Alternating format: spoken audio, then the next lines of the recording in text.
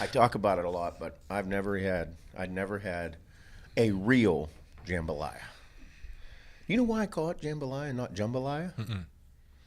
So, we were watching movies this weekend, a couple here and there, and I realized that I have a lot of my humor and you know how everybody busts my balls about some of the shit I say and like how my voice will change with what I'm saying? Yeah. It's from movies. Because I was such a movie buff as a kid. Jambalaya was said by Pierce Brosnan in Mrs. Doubtfire. Yeah. He didn't call it, he called it jam, I'll have the jambalaya. Yep. With no pepper, I'm allergic. Yeah, he's allergic to pepper. Yeah. Weird thing to be allergic to. I think that might have been the comedy of that part right there being, because jambalaya is spicy, motherfucker. Yeah, right. Who is like a non-spicy jambalaya? Is that a thing? And who's going to make just a bowl of that? Like, jambalaya is usually already made in a pot. With spice? Yep, hot. Hot. Like the South. You know, I feel like there are moments when I could have been born in a different part of the United States and like been just fine. Yeah. Like the South. Yeah. But it is awfully hot down there and I got pale ass fucking skin. Mm-hmm. I wouldn't do well. Other than that, I could take the heat. I think I could live with the heat now. yeah, Mm-hmm. yeah, not fat anymore. Right, yeah. That's key. I don't know.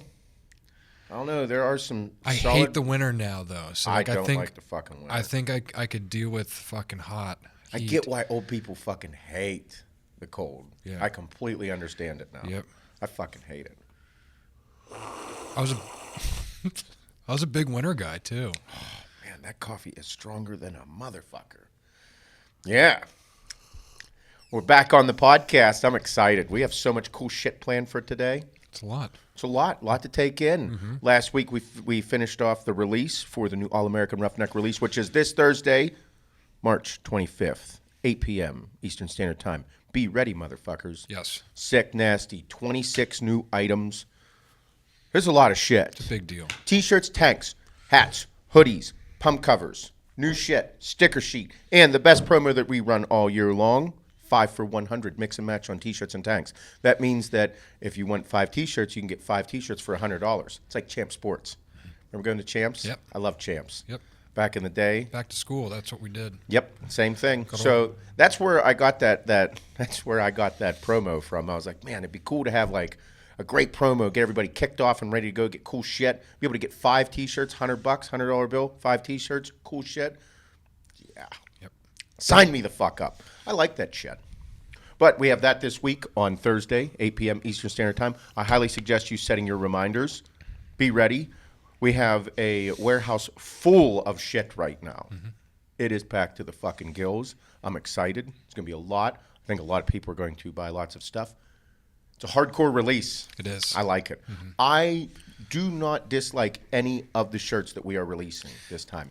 Usually there's one I'm on the fence about, maybe 2. Yep. It happens because there's people. I'm not the only motherfucker in the world. You know, people like certain colors. People like certain things. This one, there's not one I don't like.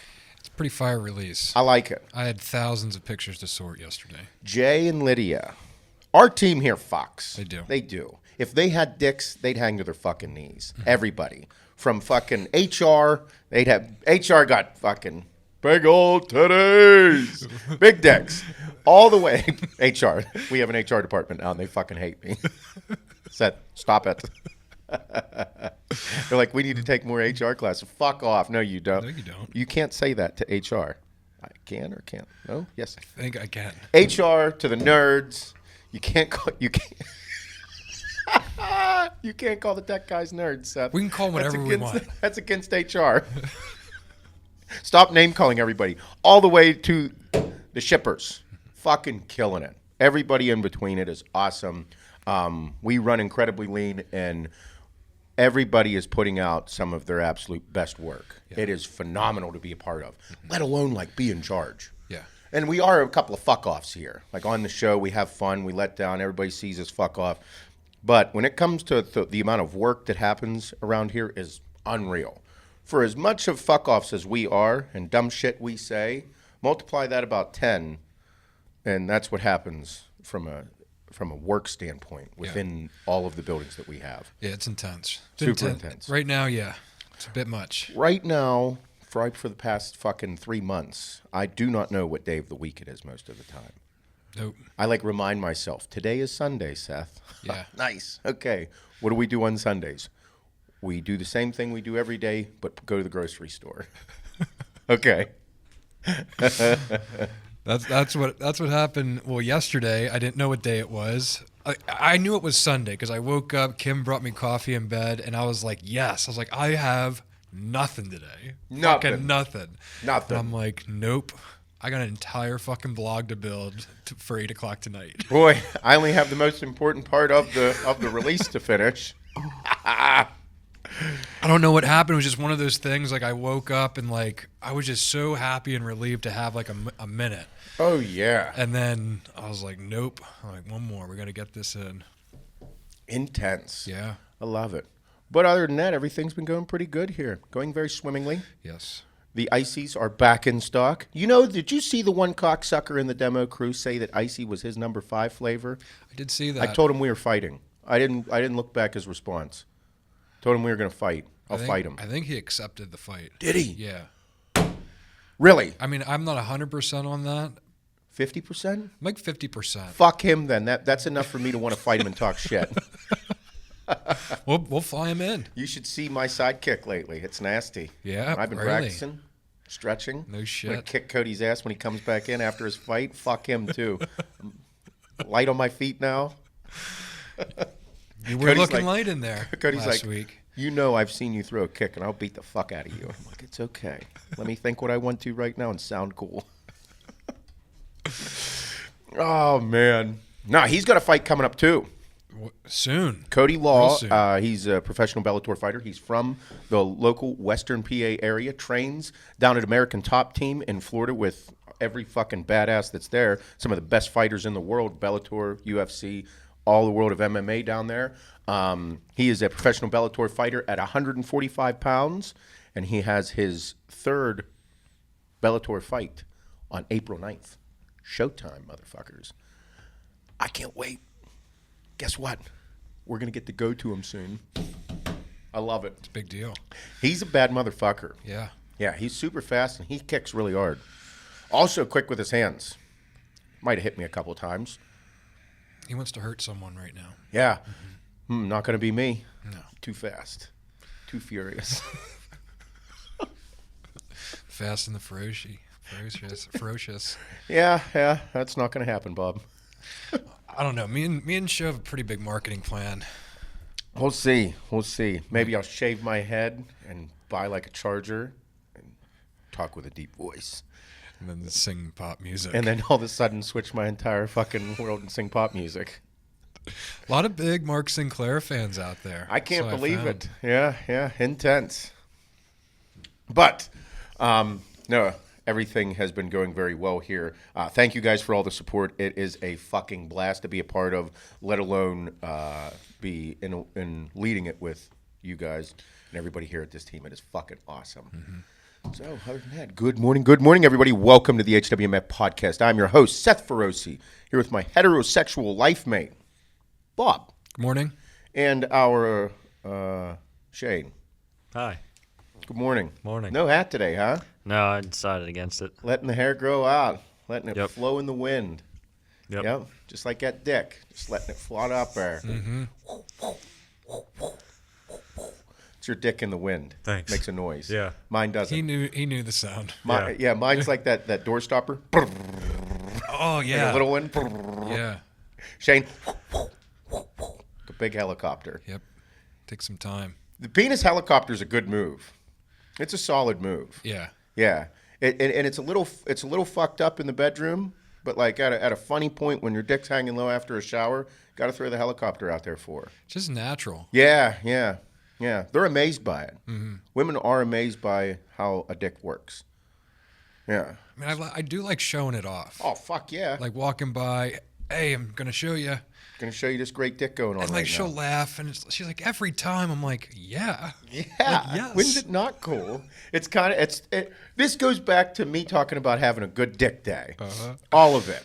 For anybody that does not know, one thing that bothered me, and I always wondered, so women on Instagram, especially with Instagram, they'll post about a good hair day. And they're like, oh, good hair day. Meanwhile, their tits and ass might be in the picture.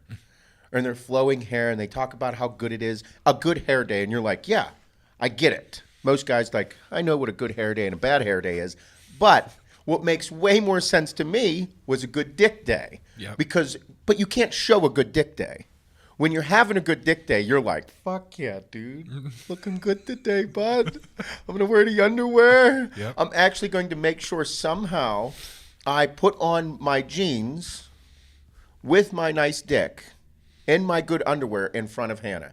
Even if that means somehow strolling out of the bedroom with my jeans on my shoulder, walk into the kitchen just to put my jeans on when she's in there. Yeah, put them on in the kitchen. Putting them on in the kitchen, and she's like, why are you doing this? Well, look at this phenomenal dick. I don't say it. I do it nonchalantly, and she knows and compliments my great dick day. Yeah, like in case you didn't notice. Good dick. There it is. Look at it. Just always a little thicker, a little more plump, maybe a little more blood there. Yeah. It's a good day. Good dick day. Yep. It's like having a good hair day, women.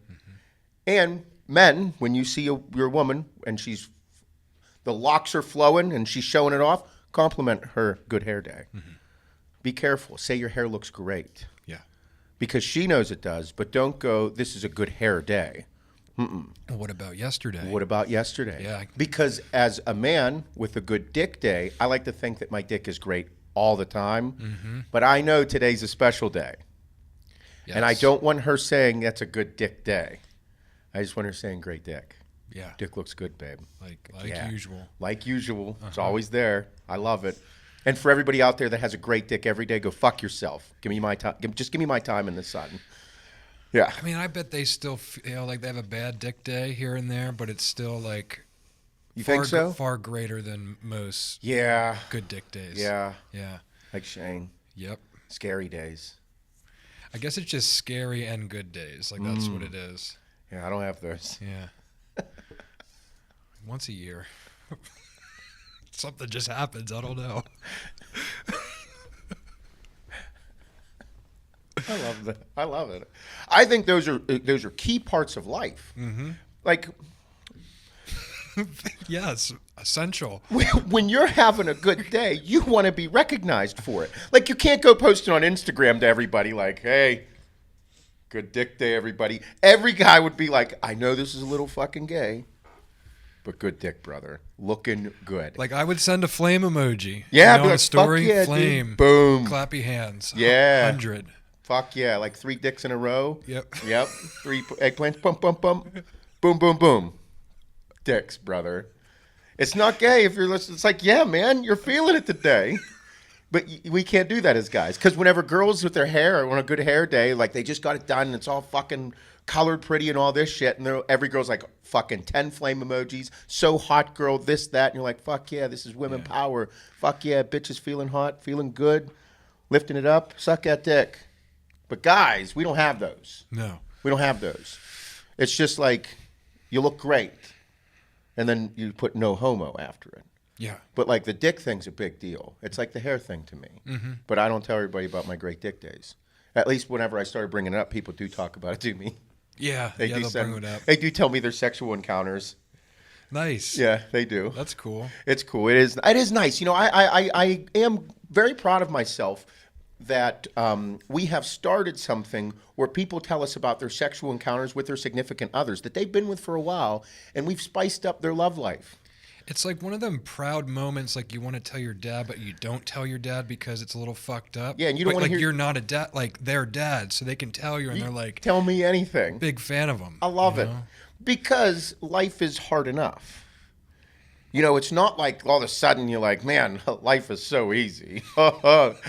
This is the fucking, it should be harder. No, life's a fucking bitch. Yeah. It'll throw you a curveball, a knuckleball, and then a fucking 106 mile an hour Randy Johnson fastball on a Friday, and you're like, fuck you. Like, man, I thought it was going to get easier. Nope. No, it's not.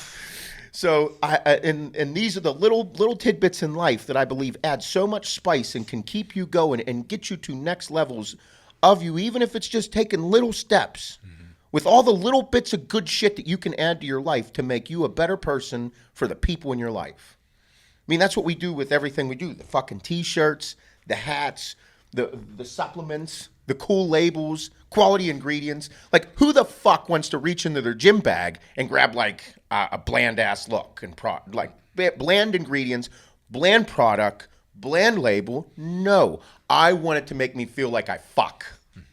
Yeah. Like, when I reach in there, I want to grab it and be like, fuck yeah, this is the flavor.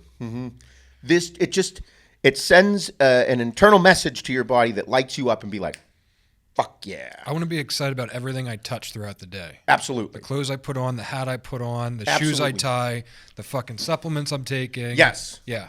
Because if there is all these people out there in the world that are working hard to make really cool, good shit, you should put them into your life and inject them into your life and help people feel the same energy. Yeah. It should be like that. If you can, and it should be what you want. You. Not what everybody else wants. Like how Dean's a dad. Hardcore is a motherfucker. I'm a hardcore dad.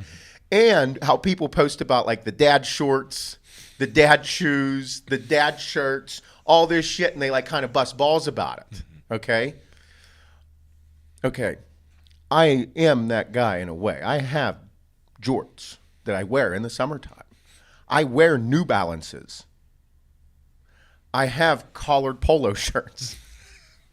Whenever I see those pictures, I'm like, fuck, like, it is funny, like, the whole get-up. But that was a look in the 80s and 90s, and still today, because I look back at it, I'm like, holy fuck. Like, that's what I kind of would wear at some point.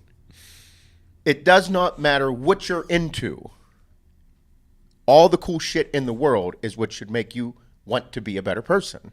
So if you love New Balances, rock them fucking New Balances. 3 pair of them, dude. Yep. You Fucking want buy that 'em fucking fresh, brand new Under Armour golf shirt, golf polo? Fuck yeah, wear that bitch.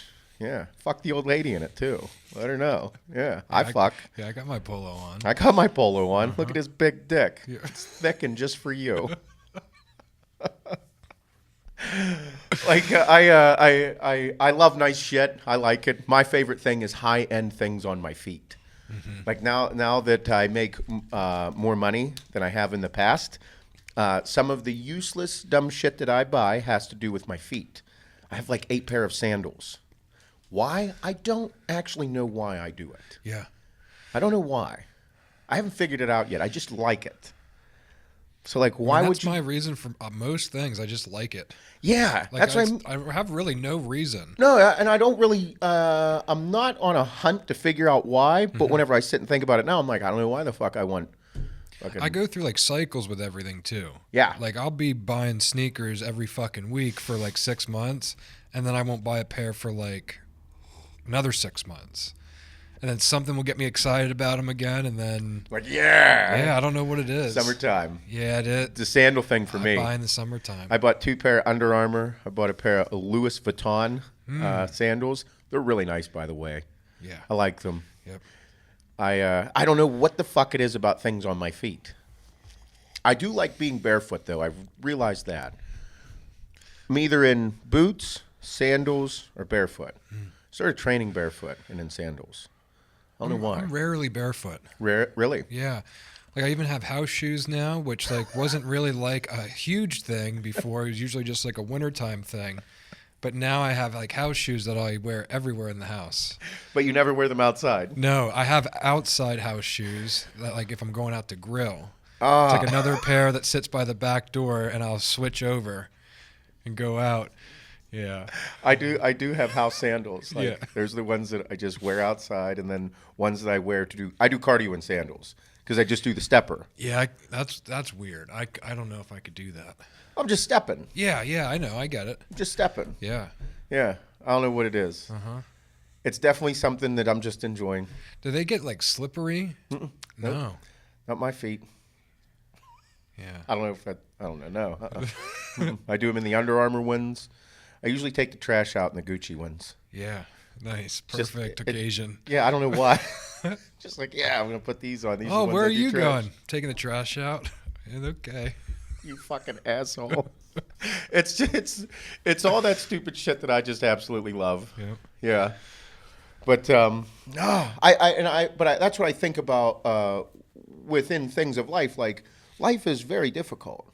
Think of all the things that go wrong and come up, and just send your fucking mind in a whirlwind. Mm-hmm. And it's like it's a fucking tornado. Like, health problems within the family, grandparents having issues with their health, parents having issues with their health. Like, that alone right there can just take your mind on a whirlwind and take you to a negative spot. Be like, fuck me, this is bad. And it's something that needs handled, but you need those things to be able to put you in a better frame of mind to be better in your personal life. Because whenever you have something on the outside that isn't your immediate life, like your parents, like my parents, they're doing well, everything's great. They're getting ready to retire, but like, they're not in my immediate life. If something goes wrong outside of my household, it can throw a little bit of a monkey wrench into things. And it's like, okay, what do I need to get grounded back to my life, though, to make sure I'm the best I can be for Hannah, for my kids, for the businesses. And those are those little things that I have in my life that are there to kind of bring me back to my routine. You know what I mean? My coffee the way I like it, that I'm never going to fucking change even though I'm dieting. Nope. Made that decision a long time ago. The workouts, the cardio, the dumb shit on my feet. Those are things that kind of ground me and bring me back to my routine whenever there's things going on outside. And I think that if you don't have those things in your life, whenever things go wrong, it will spiral you out of control. You need those things in your life to keep you grounded. And if you don't have them, I would highly suggest you find them. Yeah. You have to. Because like, life is the hardest thing you're ever going to have to do. It is so unpredictable. It's insane.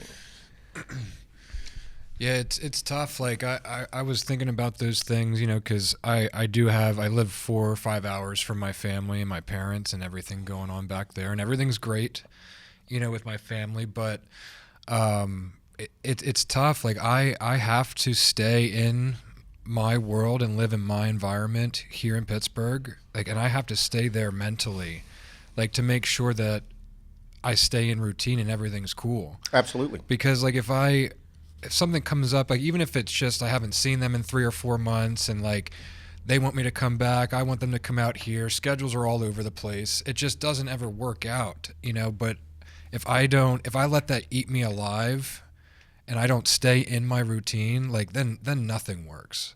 Work's fucked up, my home life's fucked up, I get mad at them, they get mad at me, and it's why I don't do much outside of come in here, I train, I work, and I do it all over again every day. But people do get wrapped up. Yeah. And for no reason. Mm-hmm.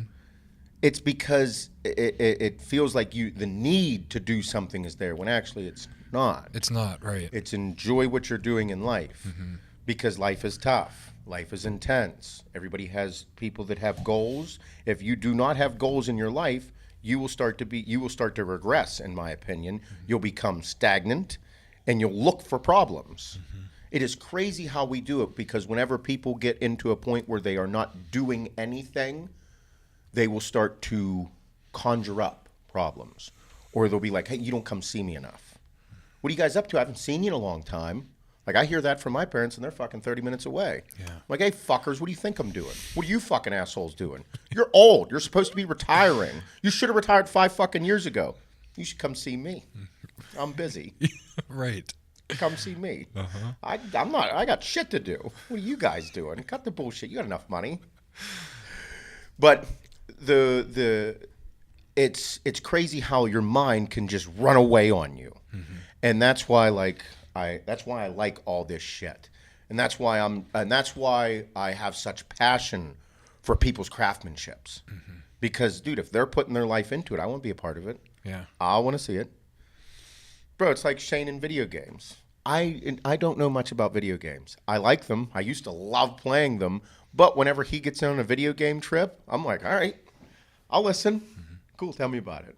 And then Adeline video games, so it's like I get it. It makes sense. It's whenever these things are, whatever people are into, it's like they can bring life and not be such a judgmental cunt. And that's another problem of today is just people being too judgmental about other people's goals in life. Yeah. What they're aspiring to be. Yeah, it's good shit in life. Yeah, don't feel bad for me for being so busy. No. I'm excited about it. Yeah, I don't want to not be busy. Like, oh, you work too much. No, I don't. No. I like what I'm doing. Yeah. Uh-huh. I just need to do more cool shit. Mm-hmm. For sure. Shane's running, though.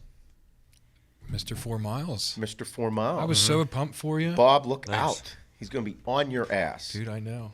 I want to be a Spartan race runner. Oh, really? Oh, Yeah. I could see that. That was a dead serious comment there. Mm-hmm. I ran one in 2018. I ran City Field in New York, Ah, and I just signed up. Actually, I am going to Fenway on November 13th. November 13th. It's a It's going to be a Saturday. little chilly up there, motherfucker. I know. I want to do a few before that, but that's one I committed to. Oh, so they're having one. Yeah. The COVIDs isn't going to get you up there? Nope. That's good. Yeah. That's There's a good. few. I like stadium races. Yeah, well, you were a baseball player in college. So you're an athlete. Yep. Yep. How long are they? Just 5Ks, and then there's 20 obstacles. Yeah. But there's different levels, so I'm just doing a sprint, which are 5Ks, and then there's a beast, which is a 10K, I think, and then a super is the next one up. It's the Like craziest one you can do. It's like a half marathon, Yeah. Half marathon of With- Spartan race I think, obstacles. or more maybe. God. Yeah, it's big. And if you do all three in a calendar year, it's called a trifecta, and you get one medal that combines into, or three medals combined into one. Yeah, Yep. They become one. yeah. I want It's to try like, to do a. it's like getting all the Infinity Stones. Yeah. But cooler. I want to do a trifecta next year. And I Gonna just work for this it. year. This year, I just want to do a bunch of 5Ks. I'm going to hold you to it. Yep. So, Bob, Yeah. we'll beat your ass if you don't do the trifecta. You're going to be like a racehorse. I know. Yeah. That's a triple. Is it the Triple Crown? Triple The crown. horses? Yep. Yeah. I'm going to call it that just to The fuck 'em up a little bit. triple crown of Spartan races. Yeah. It's called a trifecta. If you do 4, it's a 4 fucking fecta. Is there a fourth stage or no? I don't know. We're going to make one. I didn't get that far. We'll make our own. We should tag Spartan and let them know it's a 4 fucking fecta. Yeah, 150 mile, 75 Obstacle. obstacles. Big dick. You gotta fight someone at the end. What if that? What if you had to fucking run obstacles all day? I know. Last thing, you gotta fight this dude. And you You gotta fight kill him. You- You gotta kill him to get through. I think the coolest thing for Yeah, it's a outdoor. Spartan race now, motherfucker. It's Russell Crowe from Gladiator. That'd be so fucking cool. Or scary. I don't know. But if you, King, okay, King all right. Leonidas, you're like, fuck, dude. So listen to this. So Mark Megna, remember we were talking about him Yeah. in the previous one? So dude's an animal.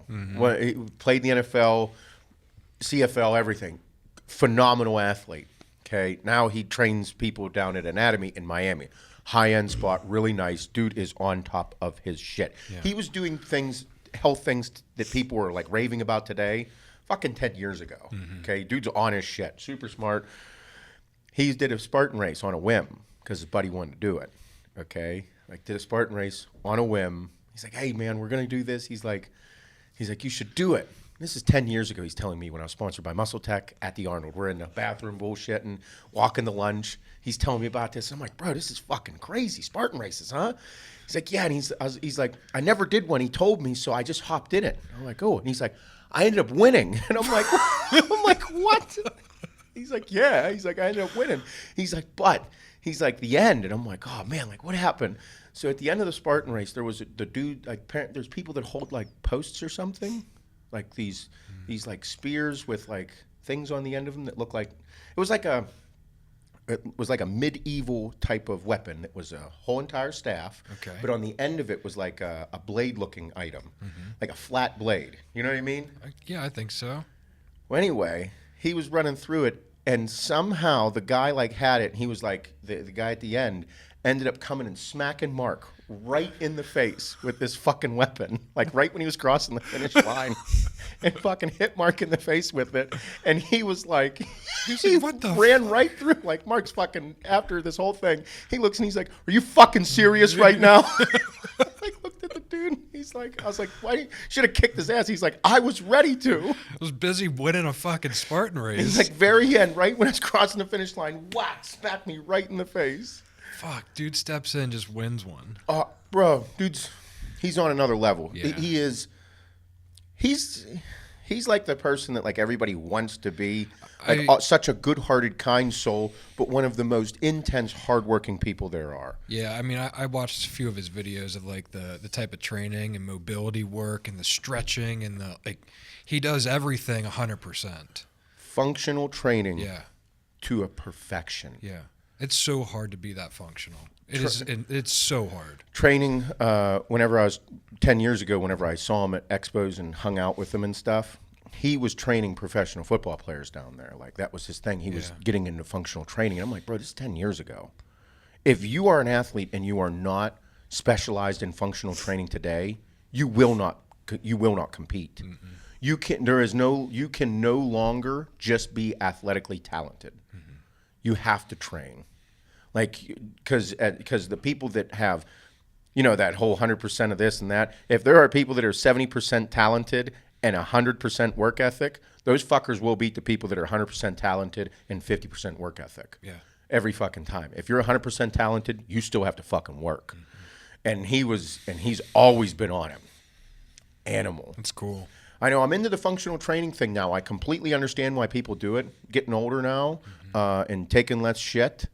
Like, actually, that was another thing we didn't even talk about for a podcast. I'm fake natty now. I saw that. Did you guys see that? Yeah, internet said that. Yeah, that I'm getting shredded without steroids. I'm like, I'm still taking them, just not abusing them. Yeah. Like 250 milligrams of test isn't abusing steroids. I'm still taking them, but I tell you what, doesn't feel like I'm fucking taking anything, gentlemen. Mm-mm. Nope, not like it used to. Mm-mm. Mm-mm. But anyway, that happened, and getting older, and not taking them. And not taking an abundance amount of them, I definitely feel different. Yeah. Whole body feels different. And the functional thing of of waking up in the morning and getting moving, warming up before a workout, I will say that drugs masked so many things. Yeah. And it's easy to do because that's what they're supposed to do. Mm-hmm. Like, I'm not as sore. I recover 10 times faster. I do not. It's been probably about 8 weeks at 250 milligrams of just testosterone, and it's different. Mm-hmm. It's different, and I eat way different, and because I don't eat big, and I do way more cardio, and yeah. Do you feel better though? I feel 100 times better. Yeah. But mentally, it fucks with me. Yeah. And yeah, because the thing is, I got off whenever I tore my tricep. Because Prisk was like, hey, you got to get your shit together here. We need to move. So we did that. And then after that, I was like, okay, got healthy. My blood work looked like shit. Hematocrit was through the roof. My red blood cell count, my fucking blood pressure, my resting heart rate, all these things that were directly related to testosterone use. Mm-hmm. I was getting a phlebotomy every fucking week for like 8 weeks straight. That's a lot. So, with all that, I was like, okay, great. Then it got under control and it was great. Well, then I was like, I'm good now. And I'm doing cardio. I'm eating good. I'm going to hop back on some test. So I hopped back on some test, and then all of a sudden, like I was like, I'm getting big again. Weight just fucking flew right back on because I stopped eating red meat. I was eating red meat once a week. I started eating it every other day. And then like it just, all the muscle came back. All the size just started coming back. And then I was like, fuck me, dude, okay. I was like, I like this, but I wonder how my blood work actually looks again. I wonder where my resting heart rate is. I wonder where my blood pressure is. I wonder what my hematocrit is. Because my hematocrit was 56, over 56 whenever I got my tricep. Okay? No, it was 58 when I got my tricep. 58% when I got my tricep redone. which is relatively high. For an average male, 50 is on the high side. Okay? 58 is pretty fucking high. You break into the 60s, you're starting to push your fucking luck, bud. Yeah. You might have a stroke. Good chance. Probably should clean it up. Probably should need to get phlebotomies or donate some blood every 8 weeks. I'm like, okay, good idea. Then my blood pressure was like 156 over 90. A little high. Okay? And then at times it was even higher than that. Yeah. And that's a problem. My resting heart rate, over 90. Over 90 beats a minute. It's a little fast. Yeah. A little much. Yep, a little high. So all those things, I'm like, that's a problem, and it's directly correlated to one thing. The amount of shit that I take, the abuse for years, along with not the best diet, and not staying hydrated and on top of everything. I still do a good job, but not perfection. And when you're a bodybuilder and you're starting to fuck with it for years, fucking decades of use, you need to get your shit together. Yeah. So I hopped back on this shit, and I was feeling good. Everything was looking good. And then I'm like, I should probably get my blood work done. Got my blood work done again. Went and got my blood pressure checked, all that. Because after I worked down, my hematocrit got down to 42, which is great. Yep. Fucking crazy amount of work. Lost a ton of weight. And then my blood pressure was 124 over 80. Fucking great. Then my resting heart rate got down to 70, which was better, but I really wasn't doing much weight training when I tore my tricep. Was not weight training, doing more cardio, eating less food. Of course that's going to occur. And then whenever I jumped back on, everything went back up. My resting heart rate went back up to, it was over 85 on a regular. My blood pressure went back up and it was back in the 150s. And I'm like, fuck me. My hematocrit back up to 56. All these things, I'm like, fuck me. This is a direct relation. Now, I could go and take a blood pressure medication, drive it all back down. And it's not a bad idea for people. I talked to a friend of mine. He said, it's a good idea to do. I'm like, okay, but it's one more pill. It's not really changing my way of life. I don't need to be taking 600, 750 milligrams of testosterone along with a blood pressure medication to combat the test that I'm taking or my poor diet or my inadequate behaviors. Right. Or my lack of cardio, my lack of work. And I don't like that shit. I like the work. I want to do it. So, but high blood pressure is a direct relation to overworking your kidneys. Because the higher your blood pressure is, the harder your heart's pumping, the harder it's working and pushing blood into your kidneys and filtering everything. High blood pressure is directly related to having some kidney issues, overworking your kidneys, which I got a little bit of there too. Yep. Not only that, higher liver enzymes. So I've abused my body. And that's something that a lot of bodybuilders don't like to admit. Would I be fine? Fuck yeah. All this stuff is fixable. But if I don't do the work now, 5, 10, 15 years from now, I could have problems that I don't want to fucking have. Like dying. Now, I don't know if it's my conscience that I grew. I don't know if it was having a son that has played a huge impact on me or what it is. But something in my mind changed to say, I like lifting weights a lot. I like looking good. But I do not want to fucking have big-time health issues. I knew they were going to come at some point. And if everybody hasn't fucking looked in the news, more and more bodybuilders are fucking dying in their 50s. So, I don't care what anybody says. Everything that you do in life is a personal decision. My personal decision was be geared the fuck out and be nuts. I loved it. I still love it. There's still days when I'm like, I'm doing this challenge. And I am taking 1 cc a test. And I like that. I could take 2 and look really good. But I could also add T3, Clen, maybe a little Tren, and get fucking shredded. I know the ab veins would be back in no time. Like I know exactly what I need to do to look a certain way, but I'd be lying to myself. And I don't want to do that. And I want to show everybody that for all of the work that I've done in the past, I'm still going to do that amount of work in a different way without the abuse of steroids. Because steroids do play a role. They are another piece of the pie. And I fucking loved them. I still do. But eating 3 Enadrol a day for a while, That might play a role in my blood pressure being a little fucking high. Little influence there. Yeah, a little bit. So that has been my transformation here. And I never went into depth about talking about these reasons, but whenever the internet sees that I'm fucking shredded and jacked, I'm getting there again, and they're like, he's not using steroids. I'm like, hey, guys, HRT. 1.5 cc's of testosterone, 250 milligrams a week. Okay. Then at the 10-week marker, we get blood work done again. We look at it, assess where I'm at, and then we say we should lower it, keep it the same, raise it. Whatever the doctor says, and we talk about, is what's going to occur. Because that's what I need to do. Yeah. But at this same time, I want to put in an asinine amount of work and put it out there. So and guys, come on. I was a professional bodybuilder for a decade. I know what to do, and the muscle just doesn't disappear. I weight train 4 days a week right now. The other days I do intense cardio, kettlebell swings, sprints, fucking hitting the bag. The functional side of things is playing a huge role because I want to be as healthy as possible.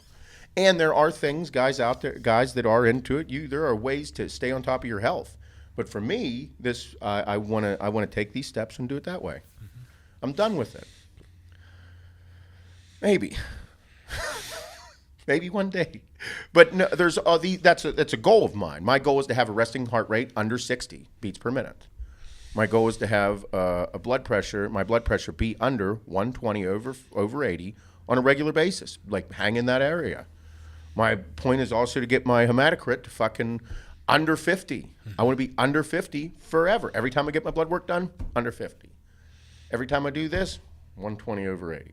I want my body to be healthy from the work that I do. And it's going to play a huge role with my food. It's going to play a huge role with what I do with my body and chemicals because I'm dependent on testosterone. There's no getting the fuck off of it. So, Nick, Dr. Prisk, Nick Trigili, everybody has, they always have great advice. Nick, he was talking about with my blood pressure, the one SARM GW. Mm-hmm.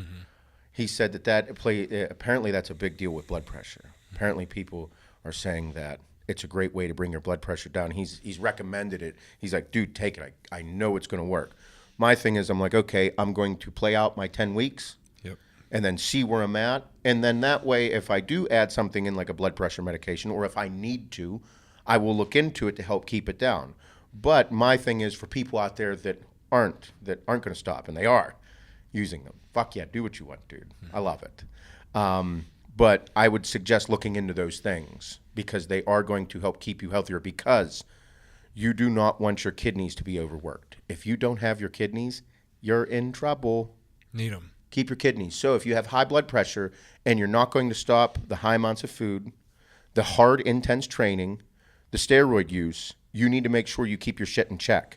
If that means taking a blood pressure medication or GW, get your fucking blood pressure down to help your kidneys function better, fuck yeah, do that. Mm-hmm. That's just it's simple math. Nick he does play a huge role with my diet as well. Him and Prisk have talked about the Mediterranean diet. Prisk is a huge advocate for it, but Nick as well, and how to utilize my complex carbohydrates around my training rather than eating them throughout the day. Yeah. But Nick has also given, for the podcast, he has given us a coupon code for Save Your SARMs for anybody that is looking in the GW or any of the other ones. I did take that Austrain. Remember that? Yeah. It was cool. I got pretty jacked from it. I'm like, fuck, these things are nuts. But he gave us a code, Seth15. We'll get you 15% off your Save Your SARMs. Go to his website. Check him out. Instagram. All the good shit.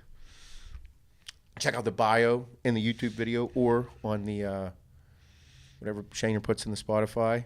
But Seth15 will get you 15% off. You're welcome. You're welcome. Welcome. It's like Seth10 for chicken pound. Mm-hmm. Bob 11 for 11% off. I think it's still 10. Fuck them. It should be 11. I mean, they're vegan chickens. Yeah. First ever. But no, I'm curious about things because, like I said, there are things out there to help us. Because for years, being a bodybuilder, I fucking loved it, dude. I still find it the most intriguing thing in the world. But you just, at some point, you have to say, I have to step back. And me being as public as I am about my steroid use, which is wild, people busting my balls about that. Like, what the fuck do I have to lose about, like, not being honest about everything? Yeah. Like when Dave Palumbo talked about steroid use way before like anybody else, then Rich Piana, and then me. Mm-hmm. There was no professional IFBB pro bodybuilders talking about steroid use and abuse. Mm-hmm. Steroids, Drugs, and Life 3 years ago on YouTube. That video is what set the fucking tone. People in the industry said, don't post it. Take it down. A lot of people said that. And now, fucking 3 years later, it's a commonly talked about thing and has probably helped a lot of people realize, hey, personal decision. This can fuck you up. Pay attention, big boy. Don't take this as a joke. And then for people to like kind of bust my balls, I'm like, I don't got nothing to lie about. I talk about my small dick. I talk about my love life, farting during sex, all this fucked up shit. And you think now I'm going to lie about the steroid use? It's the internet. Maybe I might have miscommunicated the issue, but I was like, man, I'll take being natty. Me and Mike O'Hearn. Yep. Hanging out. Yep. Natural. Yep. He's voila. He's really natty. Yeah. See, I tell you, dude, it is. My body functions differently. Yeah. Taking tests is cool. There's just the intensity behind it alone. There's whenever you have 1,000 milligrams of test coursing through your body is an intense fucking feeling. Mm-hmm. It is a fucking intense feeling. Nuts. Training. I still have great pumps. Still get a good workout in. Mm-hmm. But when you got 1,000 MIGs in your body, it's quite the feeling. Mm-hmm. I got sweaty palms. I love that shit so much. Oh, fuck yeah. Fucking nuts. Mm-hmm. Yeah. But no, I've lost a lot of weight. I'm excited. My goal after this, after I've completed the HWMF Transformation Challenge, we take a look at my blood work. I want to get down to about 210, 205, and hang in that range and be able to stay stable there. Mm-hmm. And continue to transform my body into a leaner version of myself because I'm fat. If I eat shitty foods, I get fat. Just happens. Way I used to combat that was taking more testosterone. Yeah. The more muscle you have on your body, the less fat. Mm-hmm. Resting metabolism. So my goal is to be around that 205, 210. And after I get everything under control, I want to deadlift 650 pounds at 200 pounds. It's my goal. Yeah. I want to do it. I used to love fucking pulling big weight, mm-hmm. but I've never done it like at a lower weight of 200 pounds and, not taking an abundance of fucking Anadrol. Yeah. Because whenever I was just sauced out of my mind, I could eat 2 or 3 Anadrol that day and like go in and fucking rip some shit. Yeah. Yes, yeah. That occurs. Yep. Fucking shot a fucking 100 mgs of fucking test suspension in the leg, 2 Anadrols, yep. Nosebleeds. Fuck yeah. Pull weight. Pulling anything. I will rip a house down. Want that gone? I'll take it out. Seth, you're bleeding. It's cool. Put some fucking napkins all right, up there. It's just the Anadrol. It's okay. It's so true. You're like, oh, okay. I'm good. It needed to come out. I'm just letting it drip for a while. Yeah. It needed to come out. We're good. That's a sign that blood is trying to leave your body, bud. It's not good. It's okay. I'm going to get that checked out. I'm okay. You sick fucks.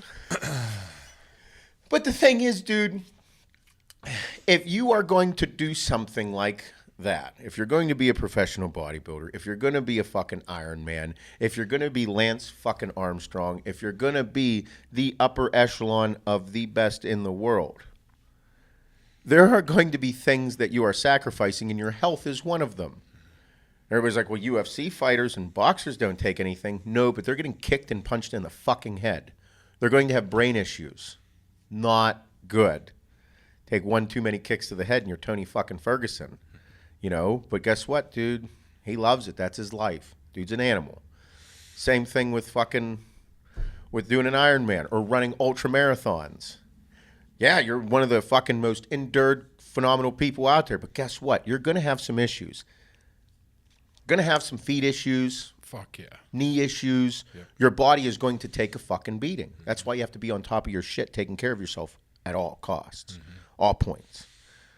But you're taking a toll on your body. And that's just the name of the game, because this thing up here will fuck with you. You need it. My thing is getting out of that zone. The big challenge for me with this is, okay, you're taking less testosterone, Seth. You're going to be natural, kind of. Fake natty. You're going to get to a point where you're taking as little testosterone as possible and functioning at the optimal level. So for me, that's the tough part, because I've used taking steroids as a way to level my fucking psychopath ass out.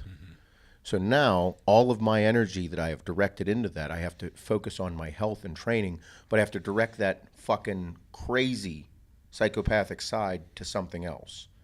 And that's been business. We've been able to grow our businesses at astronomical rates, and we are the fastest growing supplement company in the industry. We're coming for the fucking head spot. We are, and everybody fucking knows it. That is our goal. And if anybody's wondered where I've directed all that intense energy, businesses. That's why we are leading the way, and that's why you see companies doing things that we have done over the past 3 years. We are leading the charge and cutting edge shit in this industry. Labels, new flavors, limited edition stuff. All that is directly correlated back to us, because before that, nobody was doing that shit. It's fun, and everybody likes it, because it adds spice to life. So that's where I'm directing all of my energy, is from my bullshit with bodybuilding and little crazy side into business to drive it to be the best company in the industry. And we need to do those things because our minds are so powerful. And if you don't find those things to drive, for my personality, if I don't have something, I'm going to have a problem. And that problem is going to be me not being okay. Yeah, I need an extreme output to level my mind. That's what I'm getting at. Yes. I actually can't find it right now. Like my big workouts are usually my thing I get lost in. I'm not getting lost in my workouts right now.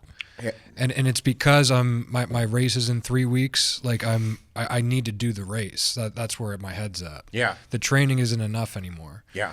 And the training hurts. Marathon training fucking hurts. For sure. Hurts way more than Ironman training did. Really? Way more. No Fuck shit. Yeah. Why, just because it's just running? Dude, it's just fucking running, dude. Like the bike and the swim right now is like recovery shit. Just to keep the legs moving and everything feeling good. It's a beating. Saturday run hurt. Because you're not running to complete the race. You're running it to complete it in a certain period of time. Yeah, I want to actually throw down like a legit time. Gotcha. Yeah, so it hurts. And I was talking to a coach online on Instagram that helps with some of my weight training shit. And he's like, oh, dude, he's like, marathon training hurts. He's like, it's nothing like triathlete training. Because like then it's balanced. Like 6 months last year was like a balanced training. So like legs got sore. Like, okay, I'd be doing more swimming. And then I got sore with that. I'd add in the bike. And like you just had a balance of everything. Now it's just fucking beating. Yeah. And now I can't get lost in it because it's so hard. And it's like, man. Yeah. Well, and like you were saying, like there are a lot of people out there that need that extreme output. Yes. And I definitely do. If I don't, like I need, the more shit I have on my plate, the better I actually operate. Yeah, me too. Like if I don't have stuff there to do, like if there's not a project or there's not like something there, I kind of like start getting a little antsy. I'm like, fuck. And I'll just completely like kind of float away. Yeah. And I'll find trouble. Yep. People always I always use the gym as my grounding spot, as my anchor in life. The gym was it. because if I didn't have it, I'd find trouble. And people were like, that's nice. I'm like, no, you dickheads. I will find trouble. And what's trouble? Drugs, alcohol, trouble. I will put myself in bad situations because my mind will go there. I think a lot of people will do that, but the work is harder to do than the trouble. Yeah, right. You know what I mean? Like everybody, I actually think everybody needs an extreme output. Yeah, like not even just if that's working out or training, but like any Goals. kind of goals. Big goals. Yep. Like that's another topic is people in their goals. Like you should have big goals in life. In your life, you should have big goals. You should. But you have to start small for the big goal. Like I want to deadlift 650 pounds at 200 pounds. That's a pretty big goal in my opinion. Not sauced out of my mind. Okay? On my HRT, doing my thing on a program because it's going to take a program. Because before I would just lift weights and I was very experienced with it and I knew how to deadlift and then I would just take more shit and the more shit I would take and the longer I would train, the stronger I would get. No, I want a legit program to be able to pull 650. Okay? That's a big goal in my head. Because I haven't pulled over 405 in a long time because I don't need to. So my goal is 650 at 200 pounds. That's a big goal. Big goal, but I have to take small steps. I'm not just going to go walk in and pull 650. I have to take the small steps to get there. So everybody out there that has big goals in life, yes, big goal is good. It's not going to happen overnight. It could take months, years, baby steps to get there. Does that make sense? Yeah. And I think sometimes the big goal scares the shit out of people, and then in their head they just give up and fail already. Whenever you're on a program, stick to it, work for it. You might have to hire somebody. You might have to work harder than the other guy for it. You might not be genetically gifted enough to fucking just go in there and do that. It's going to take fucking work. Small steps for a big goal. Chip away at it. Have to. It's how business works. It's how everything in life works. Things don't just happen overnight. And if things happen overnight, they're going to be taken away overnight. Yeah, I mean, and back to your point of like when my plate isn't completely full and consumed, and I have these like little breaks like in mental like throughout the day. Like if my plate isn't busy as fuck starting on Monday, it's like I'm have a harder time completing that work than when it's twice as full. Because like I just get unorganized. I feel like I'm a little bit more lenient with like deadlines and getting things done. And I can sleep another 15 minutes this morning. It's fine. And it's like no, that's not right. I have to keep it busy, otherwise you lose it. Yeah. That's back to your point. Like you need to set the bigger goals. Like you can't just do the same thing every day and it like get bigger and better. No. It is, and that's why I find human life so fascinating and the human mind so fascinating. That's why I love philosophy. That's why I have all these like phrases and different things, because what we are here to do is the only question that we have in life is like our purpose. Like, what's your purpose? Why are you here? What are you doing today? I don't know. I personally know, I feel like I understand what my purpose in life is. And it is exactly what I'm doing today. And I work at it every day because all the things that have value in my life take an extraordinarily large amount of work. It takes a lot. These companies and the way we have changed so many people's lives, bro, if I don't view that as life-changing to myself, then I'm an asshole. We have thousands of people sending us messages telling us how we've changed their lives for the better. People that were lazy, and the term and the phrase HWMF, hardworking motherfucker, has woken them up inside their body to work at everything they have in their life. They've changed their life because of how my head works.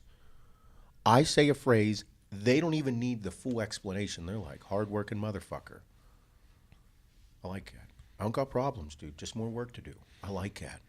Fuck yeah. Everything that they've ever wanted in life just clicked. All the shit they think about just clicked. Making more money just clicked. The brand new Dodge Ram just clicked. The house with a white picket fence and their wife sucking their dick in the bathroom just clicked. The nice kitchen just clicked. All these things just clicked in their head from saying that, and they're changing their lives and working for the betterment of themselves and their families, not just themselves. It's other people driving them. So if that's not life-changing to me and a wake-up call for my purpose in life, I don't know what is. And that takes a lot of work, because look at the companies that we've built. The amount of work that it takes to make these things happen, to change how these people feel, is astronomical. There are over 30 fucking people that come here and work their ass off every fucking day. Not just for us or for a paycheck, but for the thousands of messages that they get that we get every day from these people. Fucking huge. And then on top of that, other purpose in life, being a father. I didn't think I was supposed to be a dad. Whenever I go back to my early 20s, 2021, it's like Seth with kids. I think it's a fucking... Have you heard that dude's mouth? Have you seen what he fucking does? He's an animal. He's a psychopath. Go to the gym and look at Seth and be like, oh, I bet you he's going to be a loving father. He's over there beating his head off the fucking bar, chewing on it, bleeding out of his nose, and screaming, fuck yeah, while he does squats. I don't think he should have kids. Be a bad idea. What do? Little surprise. Hello, Adeline. Nice to meet you. Got to get my shit together. I got a kid. Fuck me. I have found what having children has done to me has changed how I view the youth and the upcoming people of our world.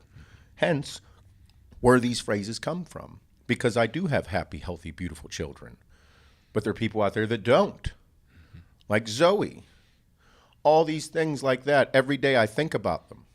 I think about all the greatness that I have, and I think about how the greatness could be taken away by something that I don't have control over. Therefore, I don't have any fucking problems. Just more work to do.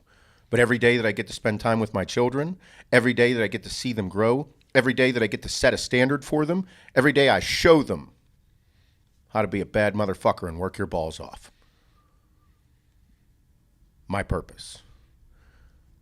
Every day you work to find these things, and every day and that's why I said whenever I believe I found my purpose, and I'm excited to find out how much more I have, because with everything that we're doing and everything that we have in front of us, I'm 36 years old, and I've accomplished what I have. I have so much more in the fucking tank to offer the world and do so much more great shit.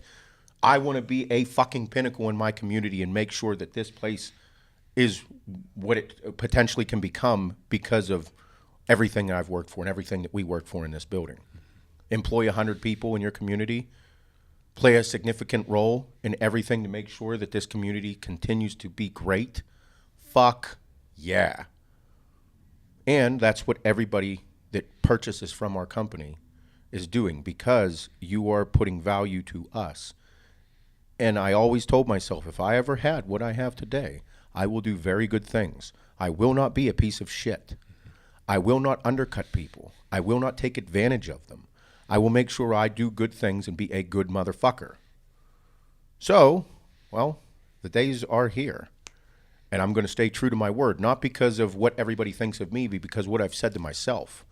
Because a conversation with yourself is more important than a conversation that you have with any other person. Because you're the one that has to look at the fucking mirror every morning. That's why we make quality supplements. That's why we are the highest quality brand in the industry. That's why we make sure that we employ great people, people that vibe with us, people that want good shit. And if you don't, fuck away from me. If you need help, that's why we're here. You come into our circle, we got you. We're going to fuck with you and bust your balls, but we ain't going to let nobody else fuck with you. And we're going to keep your ass picked up. These are things in life that I've learned from everything that I've had. All the good situations and bad situations are all in one area. And I fucking take every bit of everything personal with this company. Because everybody has worked way too hard for it not to be. And I think those are things in life that everybody should search for. And it doesn't have to be on the scale that we are. It can be on your own personal scale in your own household. It was like the post I made on Instagram, the one with SJ and me and the gun. Yeah. Fired everybody up. Motherfuckers, you know, everybody knows how intense I am. They got an idea. But whenever you are the father of your household, I do believe that you need to be one hard, stern motherfucker. Because as the man of the household, my goal is to make sure that everybody is safe, and I set a standard. I love my children and I love Hannah, but I need to make sure that these kids do not run wild, so I have to have tough love. And I don't think we have enough of that in the world. I don't think we have enough fucking respect. I don't think there's enough respect for everybody. That's the most lacking term of today, is respect. I don't care if you're black, white, gay, straight, whatever. We should respect our neighbors from both sides. Everybody should. A lot goes from that, and that comes from the household. Motherfucker, my kids are going to say please and thank you. You're welcome. That's like a first step as a fucking child. Mom, I'm hungry. Dad, I'm hungry. Okay. What am I supposed to fucking do about it? Am I supposed to drop everything and get you food? You didn't fucking ask politely. Fuck do you think you are? No? Dad, can I have lunch, please? Sure. Let's make lunch. Now, you're going to eat what the fuck I give you. That's old school as shit, and everybody's like, oh, well, this. Well, if you haven't noticed, the kids of today are abundantly very fat. It's because we let them eat whatever they want. Most people do. There's standards that you have to set. And in my household, I believe that I set the standard and set the tone for everything. And if I'm not leading the charge, if I'm not actively doing it personally, then why the fuck should they follow? Yeah. I eat healthy. I work hard. All they do is see me work. It's all they do. No, I'm working. Therefore, they will understand the value of hard work. It's important in life. These are key things, and it's very tough. And I think people of today get wrapped up in themselves and a little bit too much and don't look at it and say, I need to work hard not only for myself, but for the betterment of everybody that's watching and a part of my life. Super important. Mm-hmm. Yeah. And it's tough. I'm not, fuck, how many times do I go in and out of life? Oh, dude, it's tough to stay in life. Dig in like that. Yeah. Yeah, like I can hold it for weeks, months on end, but then there's like a point where I'm like, okay, what just happened? Where did 7 weeks just go? Yeah. Where did my entire weekend just go? Friday night came and boom, Monday morning. Holy fuck, what just happened? Scares me. That is, and that's life. That's why it's the hardest thing out there. Mm-hmm. Because you don't know, it's hard to keep track on it. I know I need to work this much to do this, to get this, to be here someday. Mm-hmm. But then I also know by doing all of that, the time is going to go so fucking fast.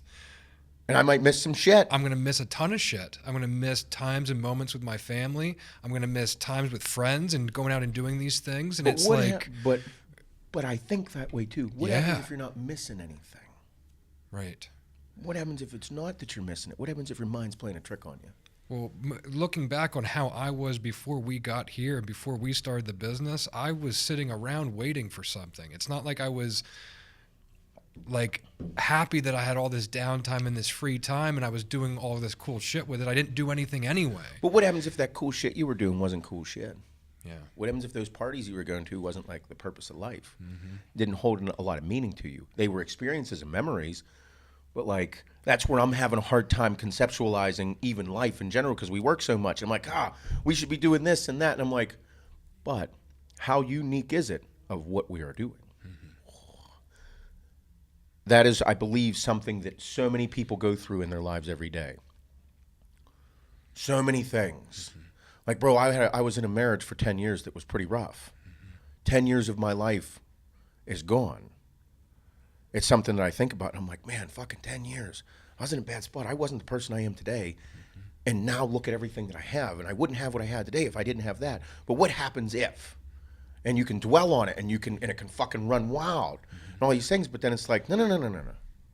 What I'm doing is pretty wild. I need to do what I do, but I do need to take time for the people in my life to do cool things, even if it's just a stint. Because Friday comes, Monday comes even faster. What happens if I said, fuck it on a Thursday, took off to a fucking trip down in Florida on a Thursday morning, came back Sunday night, came and gone just as fast anyway? Yep. Those are things that I think about to make sure that I stay on track, because if I don't have that, because when are you ever going to stop working?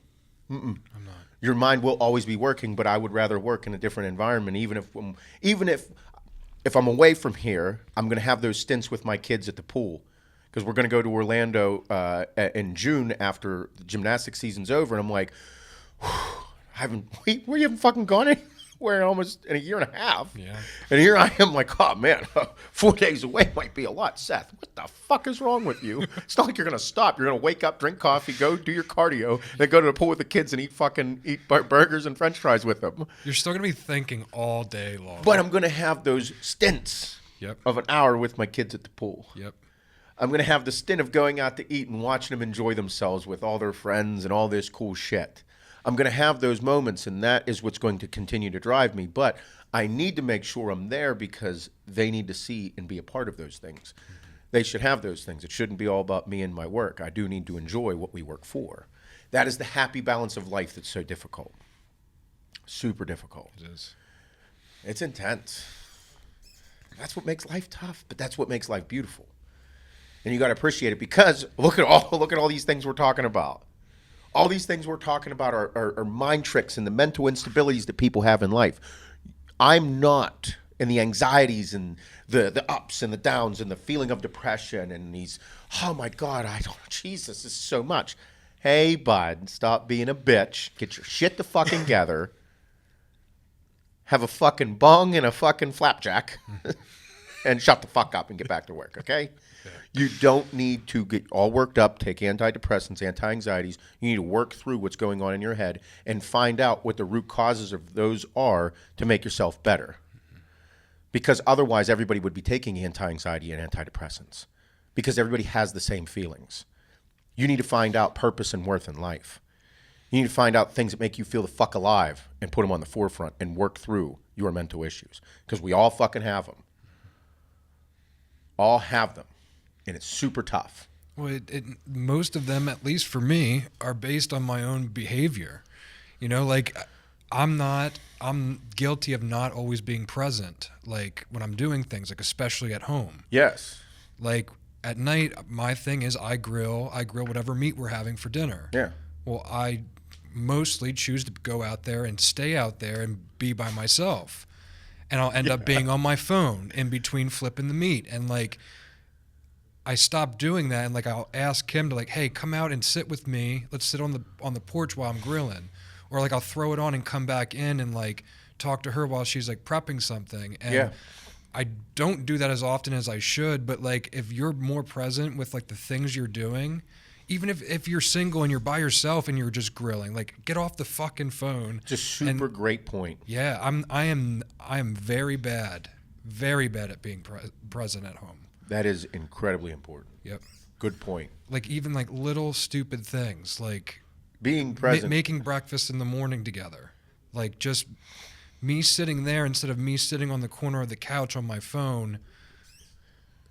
Those are things that aren't huge, but are the little things that add up to a big pile. Yep. You know what I mean? Yep. Those are things that, and that makes life tough. It makes it seem like oh, I worked all these hours this week and all this shit, and I don't have any time Monday through Friday to enjoy anything, but you do. Just like that hour, 2 hours at the pool when you go on vacation. Yep. Like this morning, I was pissed off, got in the car to go do my swim. It's dark out. I was fucking pissed. Music off because I was in a bad mood. I'm not listening to shit. And then I'm like, no, I need to turn my music on and get out of this. Turn the music on.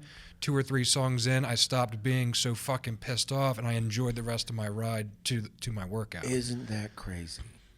I need to get better at it. That's also being very self-aware. Yeah. You're also paying attention to yourself because you're growing as a person and understanding, and not completely understanding, but feeling. Yeah. You're having the feelings of what to do. Because I'm the same way, dude. That's why that is why I listen to 17 different genres of music. Yeah. That's why I do different types of training, because I'm growing as a person. And as I'm growing as a person, I need to find new things in life, or find the things that I'm tweaking to continue to grow, because I don't want just one thing. I want so many things in life now because of what we're capable of achieving. I want so many things, and I'm like, this is going to be fucking intense. Yeah. Okay. You get so caught up in the work, because the work is ultimately what's going to put you ahead, that you forget about everything. You forget about living life instead of just fucking. And this is a great point, and I'll say this, and I haven't said it, but whenever I got $1 million, I thought I'd feel different. I thought I'd feel different. I don't. I actually feel more intense and more driven, which is fucking wild, because everybody always says, I remember working on job sites, you play the fucking lotto, and I'd be like, man, if I hit the fucking $100 million lottery, I'd be fucking done. I'd be on a fucking boat. I'd be done. No. That's not how I feel inside. I'm actually more driven to do cooler shit, because there's a lot of things in the world and in our community that I think should be done, and they're not being done. So I'm going to be the motherfucker to do it.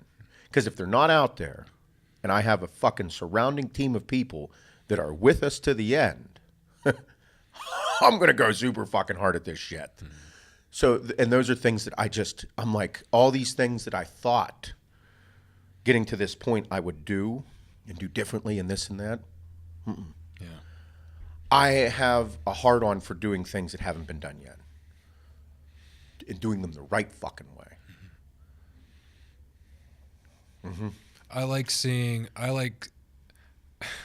I guess that's why I wanted to do an Ironman. I wanted to see if I can put the same amount of energy that I did into building AAR, into building Axe and Sledge, into building 40H and everything that we have here. If I could put that into something else, like training for an Ironman, would I get the same result? Yes. And I didn't win the fucking Ironman, but to complete something like that. Baby steps, motherfucker. Yeah, dude. That's the thing. Like, AAR just didn't appear out of nowhere fucking turn into this massive multi-million-dollar company. Axe and Sledge just didn't all of a sudden overnight become a large mid 8-figure company. No, takes time to get there. Bro, AAR was about as small baby steps as you could take with building a business. Yes. I have the sheet of notebook paper of the initial order. Yes. Of like maybe 50 shirts total. Yes. Over 3 different colors. Yes. Like 50 shirts. Yeah. 12 hats. Yeah. 2 of them for me and you. Yeah. And that's the thing that everybody in life, it was and we grinded the ever-loving fuck out of it. And that's what people need to do with everything that they want in life. Like, dude, the aspirations that I have now personally, and we have as a company, aren't going to require less work than we started with. It's going to require more work than we started with. And the amount of work that we started with was a little fucking scary. And that is growing as a person, growing as a businessman, growing as a partner, growing as a company. We have people like Shane that's being groomed to be able to run the companies. You know what I mean? These are fucking crazy tasks, and Shane couldn't even edit a fucking video properly. I hated him. But we have an individual that's being groomed to be able to run the businesses that we're building. That's nuts. The opportunities that lie.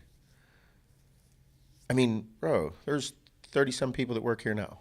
30 couple, we'll call it, because we keep on adding people to the shipping department, customer service, constantly.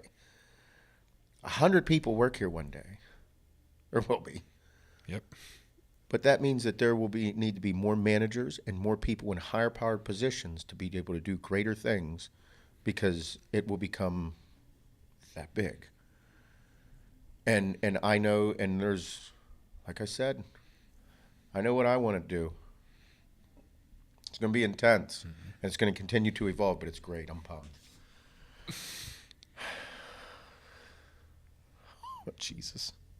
Like that whole talk just now, that's how my mind is all day long. Every day. All day. Yeah. I guess this whole podcast is how my mind works. Pussy, pussy, dick, pussy, pussy, dick. Workout, workout, workout. Business, business, business. Pussy, workout, tits. Yeah, let's go. Work, work, work, work, work, work. Hey, kids, work, work.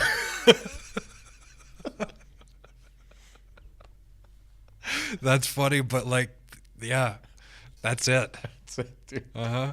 It is fucking and bro, that's everybody out there. I think has these like, I think there's so many people out there that are like, am I fucking crazy? What the fuck is wrong with me? Because they're like, you know, from at least a guy. I don't know how women think, but from a guy's standpoint, it's like crazy on like snapping. All of a sudden, it can go from one thing to another. Yep. Kim sees it happen. She's like, wow. She's like, what are you thinking about now? Where'd you just go? I'm like, I don't know. I don't know. I don't want to tell you about it. It would scare a lot of people. But I think, but that's again, it goes back to exactly what the fuck we started with. All the cool shit in life that is made today. The internet makes it possible for so many cool things.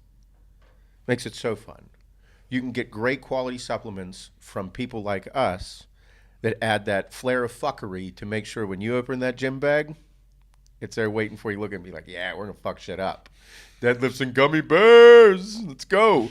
Those are things that I feel alive from. It should make you excited about this time in your life that you utilize to make you feel better. Why not emphasize it to be even better?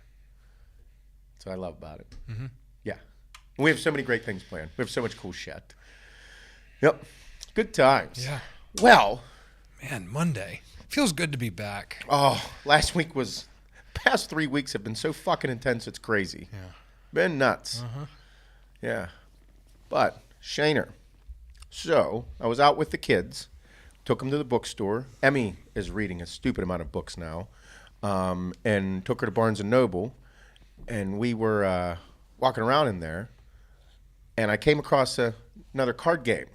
It's called Ducking High. So as I was with the kids, I was thinking about work, usual, spaced out for a minute or two. I also found sick nature books. Nice. I love nature so much. I fucking love it. The more, if Space Cadet Seth, whenever I fucking leave and space out in the nowhere, I'm thinking about nature. Whether it's the sea, the mountains, the animals, all this shit, I fucking love it. It is something that later on in life, I am definitely traveling and going to so many different places just for the scenery, the nature, the wildlife.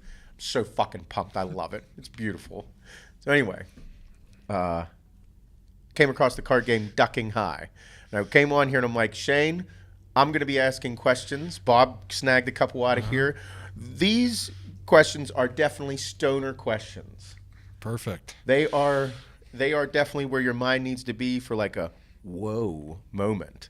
Some of them will make you laugh. Some will make you think. Some will make you fucking be like, Jesus, God in heaven. But they are awesome. So I figured I'd add some questions and a little bit of spice to kick this off because we have an entire box. I don't know where the fuck it went. Here it is. We have an entire box of questions here. Fucking So it's stupid amount. questions and mind fucks. Mind fuck. There's a couple mind fucks in there. Yeah, so I'll lead off with a mind fuck here for everybody to get it. So there's questions in there that are funny, high questions, but then there's mind fucks, and this one is, I'll start with this. Mind fuck. Is maroon just navy red? Yes, it is. It's a really great way to put it. How could you describe a maroon to somebody that doesn't know what it is exactly? Well, it's like a navy. It's a dark red. It's like a navy red. Like a brick red. No. Like a navy red. That's incredibly accurate. So we got a couple here. Shaner, you're involved answering the questions. I'll ask them, and then you and Bob, but you're no longer asking the questions today. Okay. You can pick some later. Sounds good. Okay. Oh man, these are a couple of the good ones. This is good stoner question out of the gate. It could be. I'll use the stoner and a drinking with it. Okay. Which character from Toy Story would you most like to smoke with, or have a beer with? Of the Toy Story characters, who would you rather have a beer with or smoke a joint with? Man. All right. Yeah, I got like two. You got two? Yeah. I'd like to spur one with Buzz because he's got a buzz going. Or that asshole neighbor Sid. I feel like he has some killer weed. Probably. Oh, I don't know. I was gonna say Buzz too. Really? Yeah. Buzz Lightyear, the rescue. Yeah. No, I'd probably get hammered with Mr. Potato Head because he's an asshole, a little bit of a dick. Have a Yeah. few beers with him or a couple bourbons. He could probably throw him back. Oh yeah, he'd definitely Yeah. turn into like a dad moment, be a dickhead, say some dad jokes. But I probably want to smoke with Woody. Yeah. Yeah, get all tuned up. I wouldn't smoke with Rex, that dinosaur. He's like way too anxious for Oh me. yeah, I'd probably freak you out. Ruin the party. Yeah. What do you got? All right. What can be said at the Thanksgiving table and also in the bedroom? Would you like the stuffing? That's delicious. That's a good one. Yeah. That's a pretty good one. You guys can get creative with that one. Oh.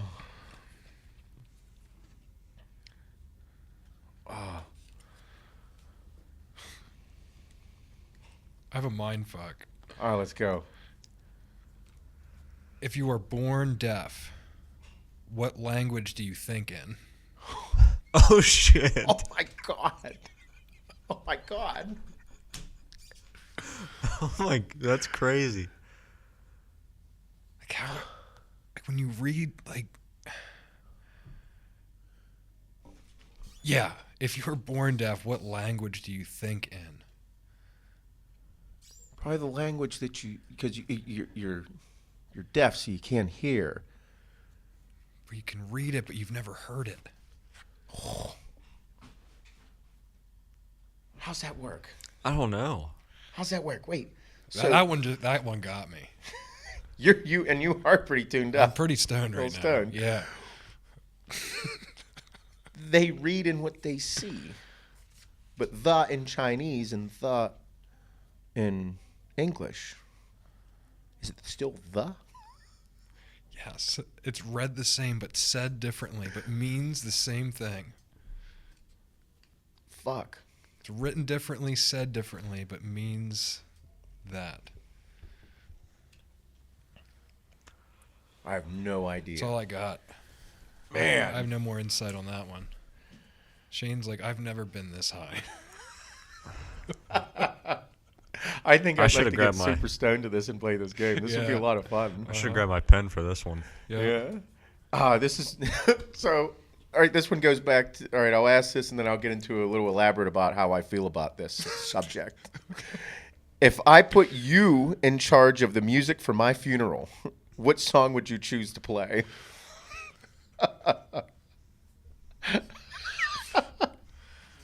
Man, I'm thinking 80s music for sure. Yep. For fucking Probably gonna sure. rock out to something. Yep. So this subject right here, I'm just going to go through it. Funerals, I'm really bad with death. Yeah. Okay, I don't do well with it because death is a part of life, and your life, whenever you die, should be celebrated.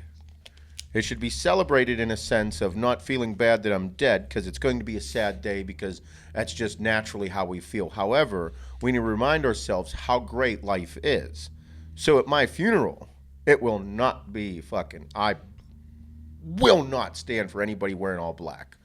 Fuck you. It's not cool. Unless that's your style, like fucking, Yeah. Done. Like John Wick. yeah. Yeah. Or John Wick. Like he would wear black. Yeah, I'd be okay. I'd be cool with him showing up. Yeah. If he wants to, it's cool too. If I die, you want to show up, you're good. But it needs to be a celebration of life. You need to tell the stories that I lived by. Yeah. Like the things that I did that the whole reason you're alive is to fucking live. You're going to die. It's going to happen. So your funeral shouldn't be, no. I want it to fucking bang. I want people to be like, fuck yeah. You remember the time Seth ran naked through the neighborhood stealing mailboxes? That shit was funny. It's fucking awesome. Those are things that need to be remembered, that you live. Your life is made to live, not to fucking sit there and wallow in your sorrows. Fuck you. No. So my funeral better fucking bang. Be a big celebration. Fucking right. It should be. It should not be fucking sad. It's hard enough when someone passes. But You should be like, rather than that, I want to party and remember, and everybody has to get up and say something fucked up I did or said. Everybody. I remember Everyone the will time. have something. My parents have a fucking list of things. Well, where should I start? Well, there was this time he threw a party and left a fucking 12-foot blow-up beer bottle. He was doing beer bongs with his buddies off the roof. He left it on the fucking roof of the house. Classic. In the middle of a neighborhood. Wake up. Hey, dickhead, go on the roof and get your fucking beer bong. Okay. All right, Dad. It's 20 foot long. Fuck off. Make me look like an asshole. But yeah, funerals. I definitely wanted to bang. I want to throw down. I want people to be excited. People would be like, what the fuck is going on here? Everybody showing up in fucking yellow suits. Yellow. I don't know. Yeah. It's springtime. It's supposed to be a celebration. Get excited. Yeah. So we're choosing a song played at your funeral? My funeral. Yeah. WAP by Cardi B. You're welcome. I'm going to punch you in the face. I don't know. I might go with a Mark Sinclair song. Ah, yeah. He is a special guy. Yep. Yeah. I know you'd appreciate it. What? People be like, what is going on? You'll be looking down on me like, motherfucker. I fucking hate you so much. Fucking Vin Diesel again. We didn't talk about his ass enough on the podcast. Oh, it's awesome. Fuck. I got one more. All right, let's go. Which animal is the biggest asshole? That's pretty funny. That's not a cat. You can't say cat. Everyone says, well, they are. They are. Fucking They're up cats there. are huge assholes. My dog specifically is an asshole. Oh, yeah. Yeah, so like depending like the breed of dog you have, like stubborn, fucking does what she wants. Seagulls, asshole. Oh, fucking certain birds are dickheads. Yep, I'm gonna eat, like peck at you, shit on you. Seagulls are up there. Yep, Yeah. fucking hate that. You can't really get pissed at a shark, though, for being a shark. No. Yeah, they're not assholes. They're just sharks. Yep. Yeah, they're There's like hormones and shit. So I was saying about lawyers being the scum of the world. Fucking hate lawyers or whatever. Lawyer hit me up. He's like, hey, big fan here. And I'm like, oh, fuck. He's like, we're not all assholes. I'm like, yes, you are. You have to remove all emotion from your place of work. Being a lawyer is fucking ruthless. I don't like it. I don't like the way they communicate to one another, to a client. Our lawyer for our fucking company, whenever he comes in, we talk about stuff. There's times he's just sitting here dead face. I'm like, bro, this is crazy. Like, and legally, things are set up to be manipulated in so many ways. And as a normal person, you're like, well, I didn't go to school for 7 fucking years and read every fucking book under the sun. So it sounds to me like you're a fucking asshole. Like, it's like, you think about it, doctor, lawyer, accountant, people go to fucking years of school just to be able to do their fucking taxes, to understand tax code. You're like, so what you're saying is a regular person has no clue about anything with taxes. Nope, you got to deal with me. You're an asshole. Why are you telling me I'm not allowed to spend my own money? Because the government wants it. Why do they want it? Yeah, I'm going to ask you a million dumb questions. Fuck I'm yeah. sorry. And You're they're gonna taking be my like, money. that's just how it is. I'm like, well, that fucking sucks. Damn it. So is it your fault? It's your fault. Fuck you. I feel like I blame the accountant. Like I'll blame the tax guy for me having to pay in. It's fucking wild. And that's what I mean. Like, you have to go to school for so long just to understand one part of life that normal people will never understand. It's almost like it was set up for us not to understand. Well, then work a career of people continually to not understand why you do what you do, but they need you. Yeah. Like I can read like a legal document and be like, man, this guy sounds pissed at me. And really it was an emotionless, like by the book. I'm like, man, we're fucked. Actually, this says everything's cool. Oh, son of a bitch. Super excited about that. Like every time we go into a meeting, I sit there and I'm like, okay, I have to put on my thinking cap and think logically and realistically. And whenever I hear something, I just like raise my hand and be like, sounds like something really fucking stupid. Sounds like this. And he's like, it is. And I'm like, then why didn't you just say that? Yeah, why do we have to use big terms? Why do you have to use big words? Yeah, it's crazy. Yeah. But he hit me up. I was like, don't take it bad. personally. I could never be a lawyer. I would never want to do that. Oh, here's a mind fuck. This is good. Let's do it. What is a shadow made out of?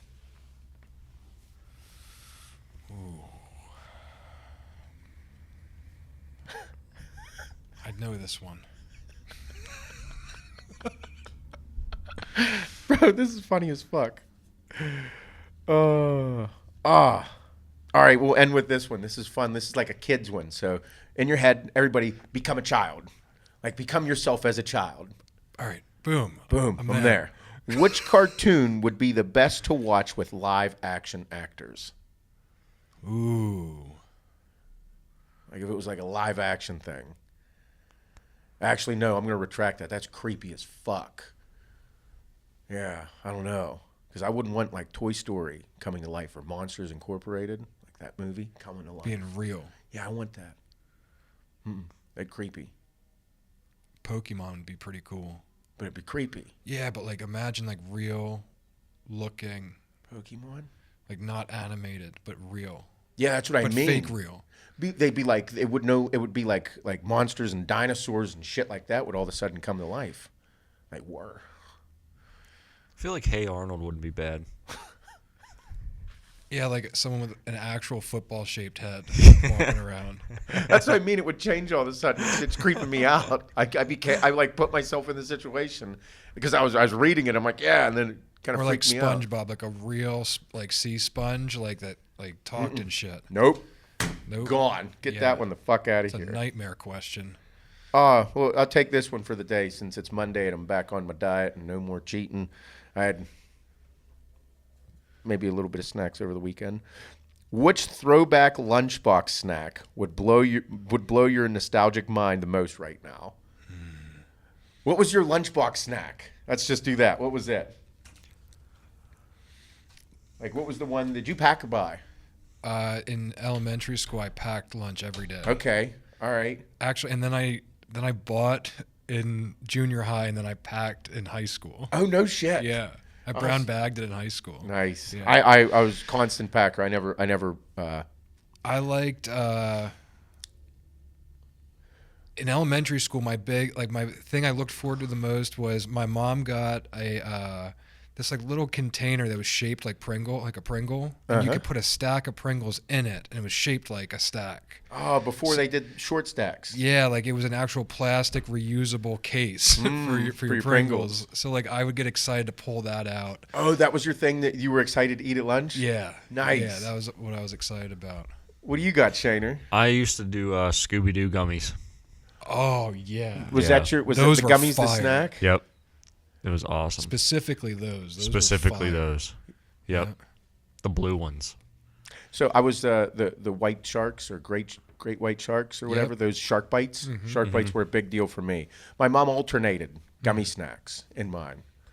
But the sharks, I always loved the sharks just because, you know me, I love sharks. We did Gushers. Ooh, yeah, we did Or those like too. a fruit by the foot. Oh, yeah. That was Not also fruit- in there. I didn't like fruit roll up, like the No, sheet. I prefer the fruit by the foot. Yeah. But I also, but mine, I always had all those, but the shark bites were it. But my snack was the sweet snack as a kid. Whenever I was like a little bit chubbier, that's why I stopped eating them because I knew it caused me to be fat. I always loved Nutty Buddies. Yeah.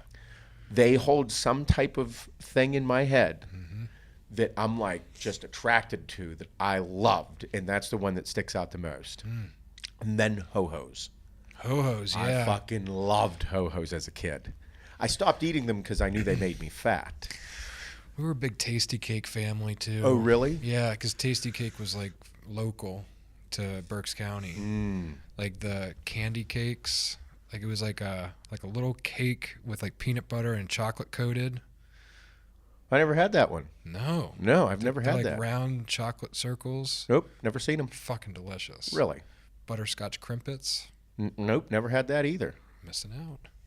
That would explain your weight issue. Yeah. I got into it early and often.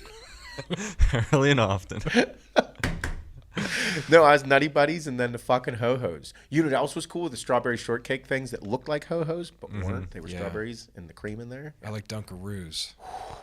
Dunkaroos. That's fuck. nostalgic. Yeah, that's a good one. They're making the comeback. Yeah. I love Twinkies. No. I was never a big Twinkie guy. I was a really big Twinkie guy. Yeah, Swiss rolls. Ho-Ho Swiss roll. Oh, that's the same thing. Yes, similar. They have different textures. Cosmic brownie. So I was never a big Cosmic Brownie fan. Those are so bad. Emmy fucking loved them. We stopped by and shit like that because she got into them. They're fucking awful. Yeah, they're really bad for you. That was a fun game to play whenever we were like looking in the pantry, was like how much calories is in this that you had no clue about. Everybody, yeah. Oatmeal cream pies were delicious too. Yeah, I like I those. called them smush cookies as a kid. Yeah. I never ever read the fucking label, just called them smush cookies. And then they're like, oh, oatmeal cream pies. I'm like, no, smush cookies. And they're like, no, that's not what they're called. My dad was the king of snacks. Yeah. Like, he'd always bring something new home. Love them. Yeah. Love them. Never got into the like the bear claws and like the honey buns and stuff like No, that. I don't like those either. Nope, never got into those. Good times. Yeah.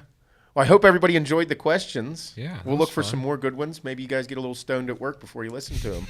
Or just maybe save it in your phone for later for you and your significant other, your Yep. friends. Ask them on a Friday night when you're burning one or having a drink or two. Good times. Hell yeah. All right, everybody. Thank you for listening. And as always, keep being a good motherfucker. I love it.